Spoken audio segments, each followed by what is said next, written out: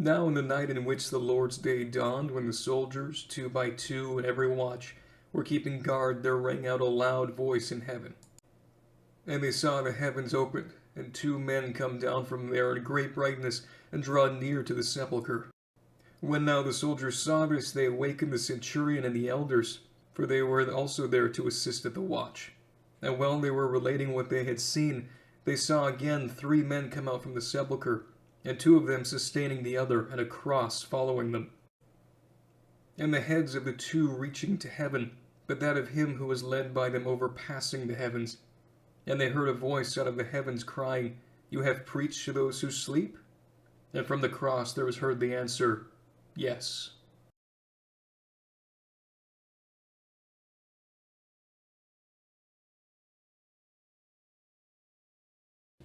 This is going to take some getting used to.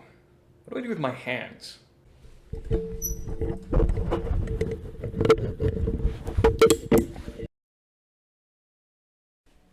Alrighty, attempt 2. Let's see if it works this time. The story you heard at the beginning of this video probably sounded very familiar to a lot of us. We have aspects like a guarded tomb, angels, and people coming to anoint the body of Jesus after his burial. But a lot of the elements from that story probably seem pretty strange to you as well, talking crosses and giant angels featuring prominently among them. And that's because the story you heard read to you a second ago isn't actually found in the Bible itself, or in the New Testament in the Bible. The Bible contains 4 biographies of Jesus called Gospels: the Gospel of Matthew, the Gospel of Mark, the Gospel of Luke, and the Gospel of John. For 2,000 years, or just about that long, these Gospels have been the primary sources on the life of Jesus utilized in the liturgy of the Church. But the story you heard read to you from the beginning was an early alternate form of these Gospels. It comes from a document called the Gospel of Peter, and that's what we're talking about today. Welcome back to the Plague of Frogs. For a very long time, the Gospel of Peter was lost to us in the modern world. No manuscripts of it were known to have survived from antiquity, in spite of the fact that dozens, if not hundreds, of manuscripts of the other Gospels in the New Testament had survived from that time. The Gospel of Peter, on the other hand, was left behind along with several other Gospels, like the Gospel of Thomas, the Gospel of Mary, and the Gospel of Judas. But in the late 1800s, the rediscovery of a manuscript of the Gospel of Peter allowed scholars to re-examine this ancient document and see what was really going on with it and where it came from.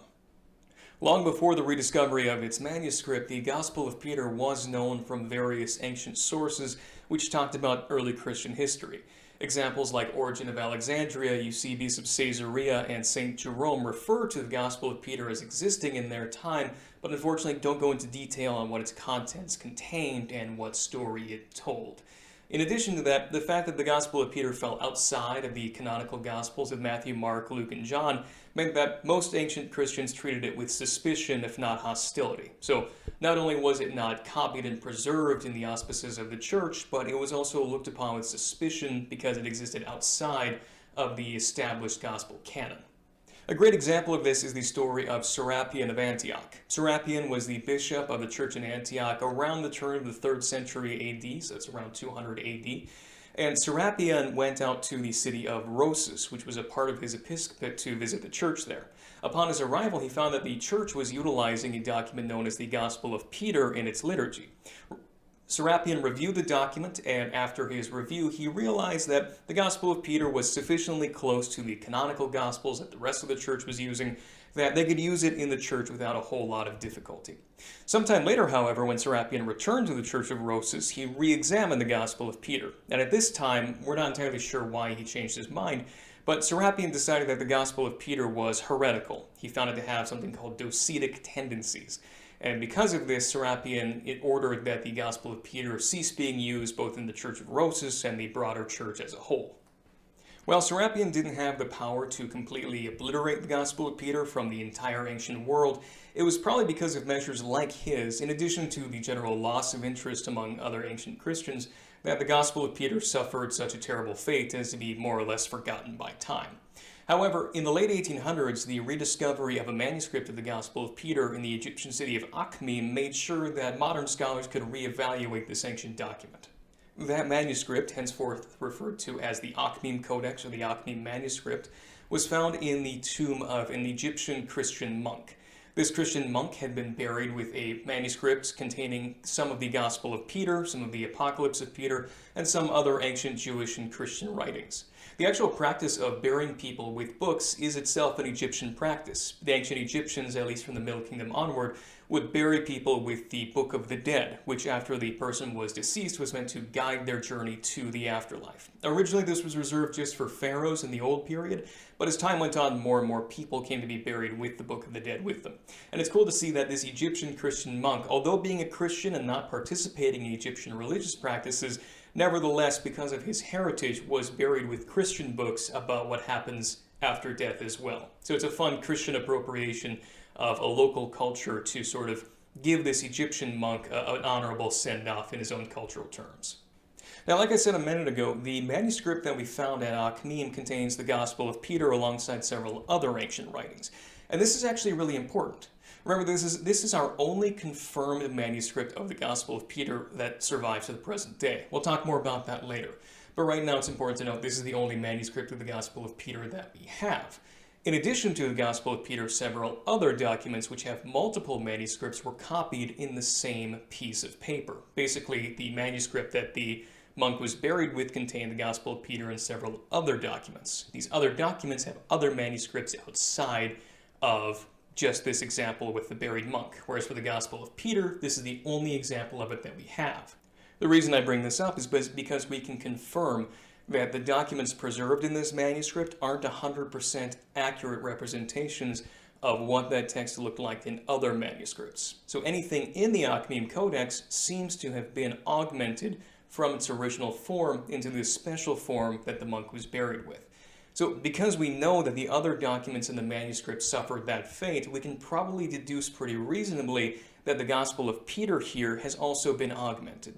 This makes it really difficult because now we can tell that we have access to the Gospel of Peter through this manuscript, but it seems very likely that whatever form it has in this manuscript isn't identical to the form of the Gospel of Peter that Serapion knew, or that Eusebius knew, or that Origen and Jerome knew.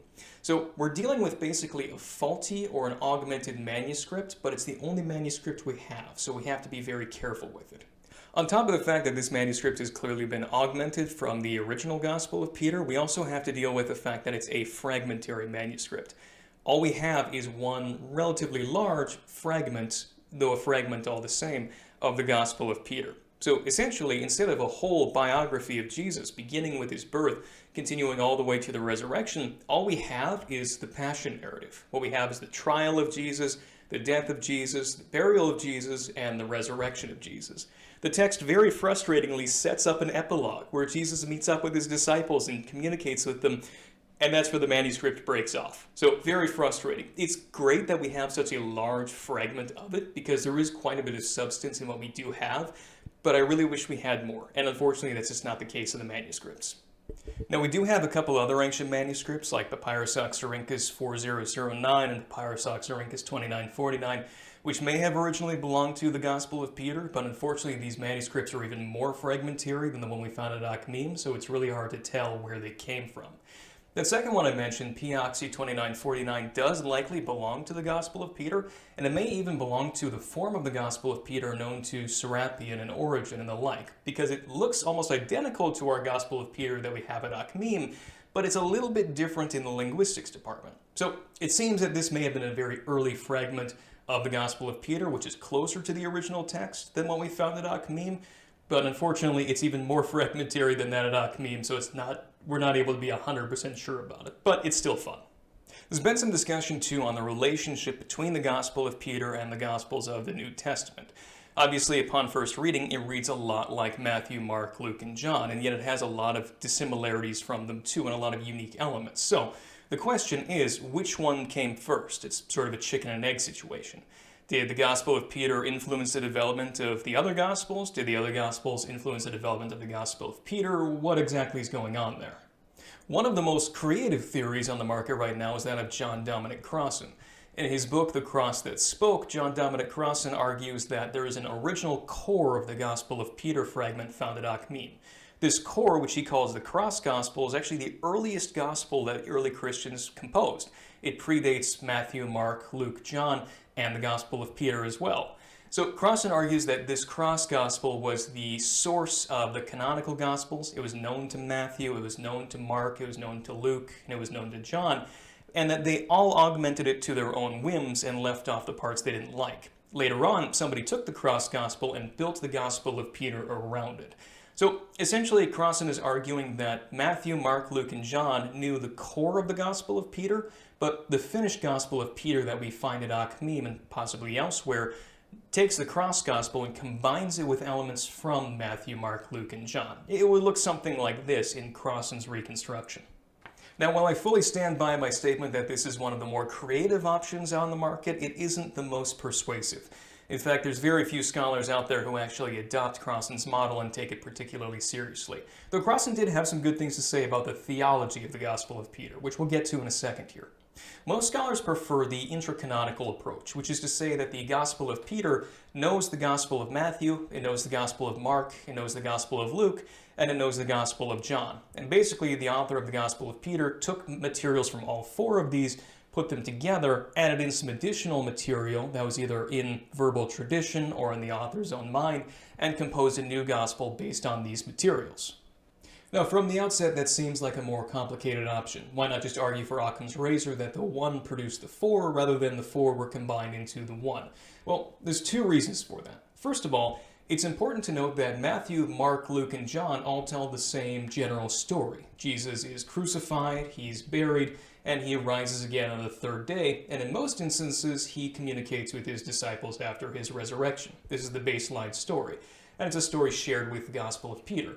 But Matthew, Mark, Luke, and John all tell that story in distinct ways. All four of them contain details that none of the other four have. That's to say, if you read Matthew's version of the story, you're going to come across details that don't show up in Mark, Luke, and John, and that works with all of those different Gospels that I mentioned. The Gospel of Peter, however, knows elements that are unique to Matthew. It knows elements that are unique to Mark. It knows elements that are unique to Luke, and it knows elements that are unique to John. Now, you could argue, as Crossan does, that the Gospel of Peter produced all of these motifs and that the four Gospels each picked one and just represented that while leaving the other three off. But it seems really strange that all four of them, independently from each other, would choose one motif and forget all of the other ones, such that there was no overlap. It seems more likely that the author of the Gospel of Peter was aware of these individual motifs from Matthew, Mark, Luke, and John and combined them all together into a single narrative. The other reason why this is more convincing is because we actually see this practice attested elsewhere in ancient Christianity. It was actually relatively common to take the multiple Gospels of the Christian canon and combine them together into a single narrative. This was called a gospel harmony. Because you have basically the same story retold 4 times, it was considered a little bit less exhausting to just combine all of them together into a single flowing narrative. The best example of this is Tatian's Diatessaron, which was composed around 170 AD in either Greek or Syriac. This represented a combination of Matthew, Mark, Luke, and John into a single narrative. And we have several ancient papyrus fragments from other people who also seem to have tried doing the same thing. So, because the practice is well attested, and because the Gospel of Peter seems to know unique motifs from all 4 canonical Gospels, it seems likely that the Gospel of Peter knew all 4 Gospels, Matthew, Mark, Luke, and John, combined them together, and then sprinkled in some special sauce of its own. One of the benefits of this conclusion is that it actually lets us establish a general time frame for when the Gospel of Peter was written. Because the Gospel of Peter knows the canonical Gospels, it must have been written after them. So the latest canonical Gospel, the Gospel of John, is typically dated at around 100 AD, give or take a couple of years in either direction. We also know that Serapion of Antioch encountered the Gospel of Peter in the wild at the end of the 2nd century AD, call it around 185-190 AD. So that means that the Gospel of Peter must have been written after 100 AD, but before 190 AD.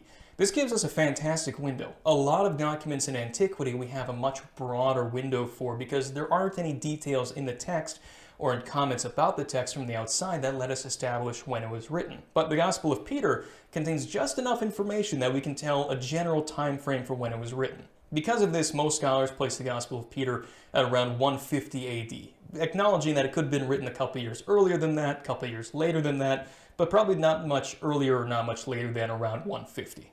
And that brings us to another point, authorship. For anybody out there who is looking for another document written by Peter, hoping for some information on the life of Peter, or Jesus from Peter's perspective, or the life of the disciples, I'm afraid you're going to be very disappointed. The Gospel of Peter wasn't written by Peter because it was written almost 100 years after Peter had died. We have very good historical details confirming that Peter died in Rome around the year 64 AD, and the Gospel of Peter probably wasn't composed until around 150 AD. Even if you take the earliest possible year of composition, placing it around 101 AD, that's still 37 years too late to have been actually written by Peter. So I apologize to anybody who was looking for actual thoughts of Peter, reflections of Peter. You're not going to find them in the Gospel of Peter, I'm afraid. Before we move on, I mentioned that the Gospel of Peter seems to know specific motifs that are only in the 4 canonical Gospels, so I just want to run through these real quick just so you know where I'm coming from there. So, for instance, in the Gospel of Mark, when the women enter the tomb of Jesus, they find a single angel sitting there. In the Gospels of Matthew, Luke, and John, however, there's 2 angels inside. So, when we come to the Gospel of Peter, when the women arrive at the tomb, they find a single angel sitting inside, which makes it likely that the Gospel of Peter borrowed from the Gospel of Mark. When it comes to dependence on the Gospel of Luke, Luke is the only one that mentions Joseph of Arimathea as the friend of Pontius Pilate. Well, Joseph does ask for Jesus' body in all 4 canonical accounts. Luke is the one that emphasizes his relationship to Pilate. So this also shows up in the Gospel of Peter, and it seems likely it was borrowed from Luke. When it comes to the Gospel of John, this has been debated in scholarly circles as to whether Peter actually knows John. A lot of scholars are uncertain of it. I think it's unavoidable, though, for 2 particular reasons. The first of these is that John is the only Gospel that mentions that it's important that Jesus' legs weren't broken. Ordinarily, when people were crucified, if they were taking too long to die, their legs would be broken so that they would expire a little bit faster. In the Gospel of John, it's mentioned that they didn't get a chance to do this to Jesus because Jesus died too quickly. So because of that, they didn't need to confirm his death by breaking his legs, and they took him down without breaking his legs. This motif also shows up in the Gospel of Peter and nowhere else. On top of that, the Gospel of John is the only one to mention that after the initial resurrection appearances of Jesus, the disciples go to the Sea of Galilee, or the Sea of Tiberias, to go fishing, and that Jesus appears to them there. Right as the Gospel of Peter breaks off, it features Peter getting ready to go fishing with several of the other disciples. This only shows up in the Gospel of John and not in the other Gospels. So it seems likely that the Gospel of Peter knew John rather than the other way around. Finally, the Gospel of Matthew contains the most parallels to the Gospel of Peter. It seems that whoever wrote the Gospel of Peter, Matthew was their favorite canonical Gospel and served as a lot of the grounding points for the narrative of Peter. So, for instance, only in Matthew and Peter is the fact that there is an earthquake, although the Gospel of Peter moves the time when this earthquake takes place. The Gospel of Matthew is the only canonical Gospel to contain the story of guards at the tomb. This is also very important for the Gospel of Peter. And that's it. So you can kind of see where I'm coming from here, because if the Gospel of Peter had all of these motifs and the other Gospels borrowed from them, it seems really weird that each of them picked one that none of the other ones did. You'd think there would be some overlap, just a little bit here and there, but we don't find any overlap. The earthquake is only in Matthew. Joseph as the friend of Pilate is only in Luke. The one angel is only in Mark, and the fishing and the lack of breaking bones is only in John. It seems really weird that each Gospel would only pick one of these and leave out all the others, and it seems more likely that the Gospel of Peter collected these motifs from its sources and combined them together into its own narrative. So that's kind of a wrap on the origins of the Gospel of Peter. What we have here is an ancient Christian harmonization of the 4 Gospels that was composed probably around the year 150 AD, a little bit earlier, a little bit later perhaps, by an anonymous Christian, possibly in the region of Syria or Asia Minor. So now that we've talked a little bit about where the Gospel of Peter comes from, let's talk more about those weird aspects on the inside that make it so interesting. So let's talk first about the giant angels and the ostensibly giant Jesus that come out of the tomb. Remember, in the Gospel of Peter, after the 2 angels go into the tomb, they emerge holding a third figure, which appears to be Jesus from all appearances. And when they step outside of the tomb, the heads of the angels reach all the way up to heaven, and the head of Jesus passes through heaven. So what exactly is going on here? The motif of giant angels shows up a couple times in ancient Jewish and Christian literature, but not very commonly. So it shows up, for instance, in some stories in the Talmud, in an ancient Christian document called the Book of El-Kazai. There's a very prominent role played by massive angels. And in the Book of Revelation, which admittedly is a vision of strange events in a symbolic manner, a giant angel stands with one foot on the earth, one foot on the sea, and one arm raised to heaven, apparently uniting all three realms. So we've seen giant angels in the past. They also feature quite prominently in the book of 3rd Enoch, and also in the story from the Talmud about Ashmedai in his encounter with Solomon. After being released, Ashmedai grows so massive that one of his wings touches earth and the other touches heaven. So massive angels are things that we've seen before in ancient Jewish and Christian literature. They seem to express something of power, authority, and just the massive power implicit in these creatures. But a massive Jesus is still very weird, because you don't see that all the time in ancient literature. There's actually an interesting trajectory in stories about what Jesus' body was like after his resurrection that actually leads us to what we find in the Gospel of Peter. So in the canonical Gospels themselves, we find that after his resurrection, Jesus apparently has a physical body. He's able to eat with his disciples on several occasions, though therefore he's able to ingest food. But at the same time, he's able to appear in locked rooms and disappear at a whim. It doesn't say that he passed through the doors like a ghost or like he was shifting through realities, but whatever the stories imply, it seems that his body is capable of doing things that a simple human body isn't capable of doing. In 2nd century Christianity, stories told about Jesus would often express what's called a polymorphic Christology.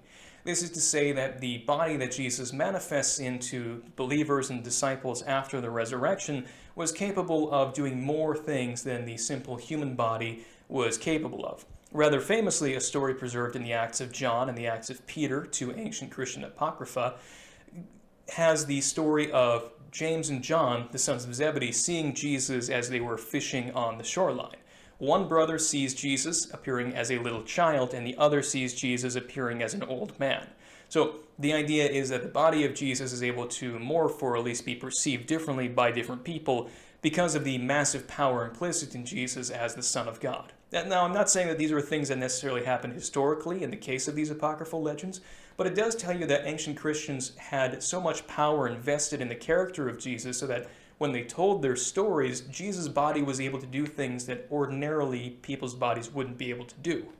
So perhaps because of that, it's why when we arrive at the Gospel of Peter, it isn't particularly strange to find a massive Jesus. Jesus' body is capable of doing things that normal bodies can't, and so perhaps being as massive as it is in the Gospel of Peter isn't the strangest thing out there. It's also important to note that the heads of the massive angels reaches up to heaven, but the body of Jesus, his head reaches through heaven. So Jesus is taller, therefore greater and more powerful than the angels themselves. It's also interesting to note that in this story, Jesus was just in the realm of the dead, which was typically perceived of as being underground in a lot of ancient Jewish and Christian writings. And now he's standing bridging the path between earth and heaven.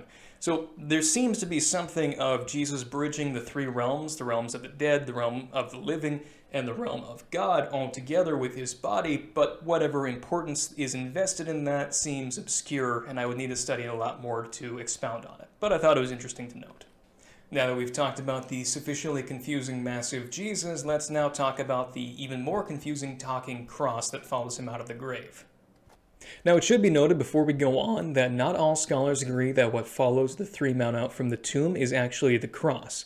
Remember, we have one manuscript of the Gospel of Peter. The manuscript is incomplete, and it does seem to have been augmented from the original story. So, in 1892, H.H. Doom argued that what follows the three men out isn't the cross, but the crucified one. He suggests that the word crucified one was mistaken for the word cross by the scribe who copied the Akhmim manuscript, and so the meaning was changed in the form that we find it in. But originally, it referred to the crucified one following the three men out from the tomb. So in Doom's reconstruction, this is actually Jesus himself who follows the three men out from the tomb rather than the cross. And so rather than a speaking cross, we have Jesus, who has been crucified, coming out from the tomb and answering the question from heaven. This theory received a more modern update in 2011 with Mark Goodacre's application of it in a more updated setting, but it also hasn't found a whole lot of acceptance in the academy. Most scholars agree that the text actually does depict a walking, talking cross following the men out from the tomb, and one of the reasons for that is if it is Jesus following the three men out from the tomb, who's the man being supported by the angels? It could be the case that this is somebody else, perhaps Adam, since he's the archetype of humankind, or maybe Abel, since he is the first human to have died. And so perhaps there would be some symbolic importance for that person to be carried out from the tomb with Jesus following them. But if that's the case, you would think that the text would tell us that. Intuitively, we'd assume that the person being carried out from the tomb is the same person who was put in the tomb earlier in the same story. And if the text doesn't tell us otherwise, we really don't have any reason to assume that it's a different character. So it's a really interesting idea, but it seems likely that what's following Jesus and the two angels out from the tomb is actually what the author of the Gospel of Peter assumes to be a walking, talking cross. Now, another explanation for the identity of the cross in the Gospel of Peter is offered by John Dominic Crossan. This is the same scholar who offered the reconstruction of the Gospel of Peter earlier that we rejected. And while I think his reconstruction of the sources of the Gospel of Peter is incorrect, I think he might be onto something regarding the theology of it. At the very least, it's an interesting theory to consider. So, Crossan thinks that what we find in the Gospel of Peter is a mythologized form of the resurrection. In other words, what we find here isn't talking so much about the personal resurrection of Jesus or even the physical resurrection of Jesus, but it's talking more about the vindication of all of the righteous dead who died before Jesus. So Crossan identifies what Jesus is doing in the Gospel of Peter with a tradition called the harrowing of hell. This will be familiar to anybody with a Catholic or Orthodox background in the audience, or a high church Protestant. But for everybody else, the idea of the harrowing of hell is an early Christian idea that suggests that after Jesus was crucified, but before he was resurrected, he descended into the underworld where the dead were, and he announced his victory over death. So basically, until that time, all the righteous people who died weren't in heaven yet. They were still in the underworld waiting for their hope to arrive. It's a little bit more complicated than that, but that's as far as I'm going to go for this conversation. So, in the harrowing of hell tradition, Jesus descends into the underworld and announces his victory before ascending to heaven and taking the righteous dead with him. So, Crossan thinks that the Gospel of Peter is talking less about the resurrection of Jesus specifically and more about the vindication of all of the righteous dead. These are the great martyrs of Israel's past and even of the early Christian community, which Jesus saved from the forces of death and elevated up with him. It's not to say that it's denying the physical resurrection of Jesus, but that it's more of a broad-scale application of the resurrection motif. And we find that broad-scale application of it in the New Testament itself. In Paul, for instance, when he says that we've been crucified and raised with Jesus in certain places. Fitting into this theology, Crossan thinks that the cross that we find following Jesus out from the tomb isn't a physical cross, but rather a symbol of the people that Jesus had saved from the underworld. In other words, a cruciform procession of the righteous dead following Jesus out from the underworld into the realm of the living. We actually find a similar parallel to this in the Gospel of Matthew, which says that after the crucifixion and resurrection of Jesus, the tombs were opened and many of the righteous dead rose on that day as a foretaste of the day of judgment. So, Crossan might be onto something here. It isn't a very widely accepted theory. N.T. Wright, in his massive volume, The Resurrection of the Son of God, is very critical of it, but I think it's interesting. It explains a lot of the strange motifs here, and even if he isn't right on all of the details, I think it's very interesting to find the hints of the harrowing of hell in the Gospel of Peter, because we find those same hints elsewhere in other documents also associated with Peter, and also with other documents as well. But I think it's very interesting. Now, it should be noted that the majority of scholars, at least the majority of scholars that I've read, don't agree with either Doom and Goodacre on the one hand or with Crossan on the other hand. It seems that most scholars see the cross in the Gospel of Peter as an example of cross piety from the ancient world. A lot of us today, even in very low church settings like the one that I was raised in, still see the cross as the primary symbol of Christianity. And even in high church settings where there's a lot more symbolism going on, the cross remains central. So the cross has a long history of being a central symbol of ancient Christianity. Maybe not from the very beginning, because at first it was the tool that they killed Jesus on, but from a very early time it became a symbol of Jesus' victory over death and the salvation of humankind. And so in the 2nd century onwards, we start to see a lot of symbolic representation of the cross as a symbol of Jesus' victory over death. And so in this particular instance, that would certainly make sense. Jesus has just come out from the underworld, and the cross is following after him, saying that yes, the good word has indeed been preached to the righteous dead who sleep. I should also note that early in the time period after the Akhmim manuscript was discovered, the Gospel of Peter was widely considered to be a heretical Christian document. And this is because in the early period, Serapion of Antioch totally did away with the Gospel of Peter because he perceived in it some heretical elements, primarily Docetism. Docetism, it derives from the Greek word dokeo, which means to appear or to seem, and this was an ancient Christological heresy that held that Jesus didn't actually have a physical body. He only appeared to have a physical body when he himself remained to be a purely spiritual being. The early church rejected this idea because to them it was very important that Jesus was indeed an actual human being who had a physical body that could do things. And because Serapion saw traces of this in the Gospel of Peter, he said that the church in Rosas and elsewhere couldn't use it anymore. When the Gospel of Peter was rediscovered, certain elements inside of the Gospel of Peter led scholars to the same conclusion. For instance, when Jesus is nailed to the cross, it's said that he showed no reaction as if he felt no pain. In other cases, he calls out, my power, why have you forsaken me?" instead of the more familiar, my God, why have you forsaken me?" which led some scholars to think that this was sort of a Gnostic or mystic application of theology rather than a traditional Jewish or Christian one. More recent scholarship on the Gospel of Peter fragment that we have suggests that the Gospel of Peter may not have actually been Docetic. It contains elements that could be interpreted in a Docetic manner, but it doesn't seem to demand a Docetic interpretation.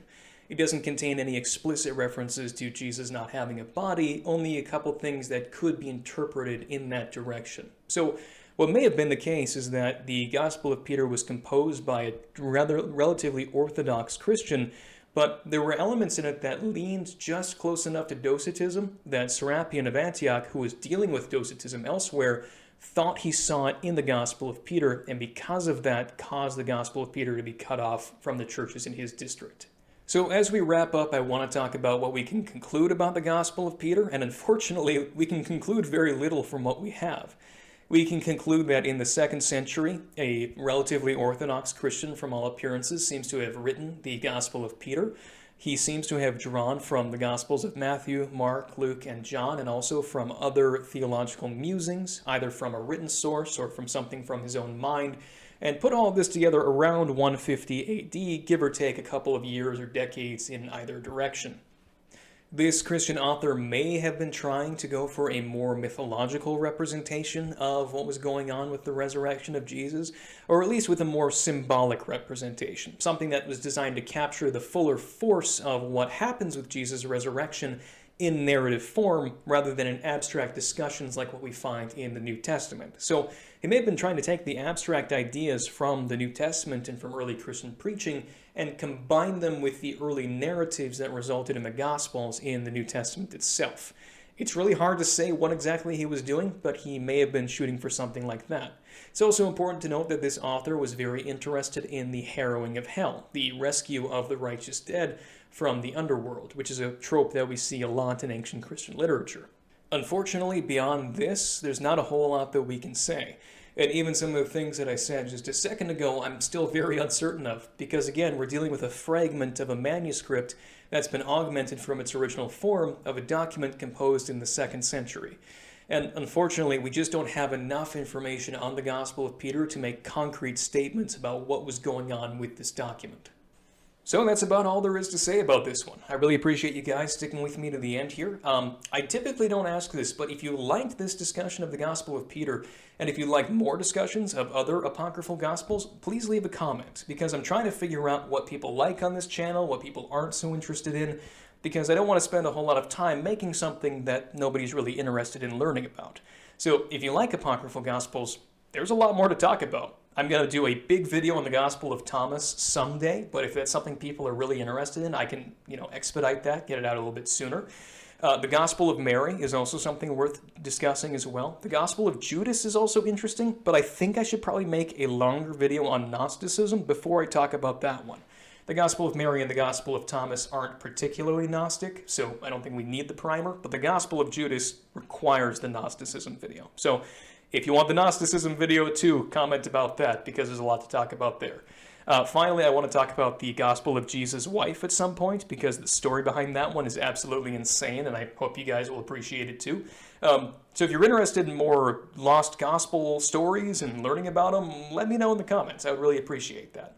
If this video wasn't interesting to you, or if you just have other things you'd like to know more about, leave that in the comments too. I'm still trying to figure out what exactly is interesting to people, and like I said, I don't want to spend too much time talking about things that aren't particularly interesting. Like, don't get me wrong, I could spend all day talking about minuscule 1739 and how it goes back to a Caesarean text possibly composed by Origen of Alexandria, but I don't think many people would find that particularly fun or stimulating, so I'm kind of relying on you guys for some suggestions on what you want to see come out next. So thanks everybody so much for stopping by, take care of yourselves, and I'll see you next time.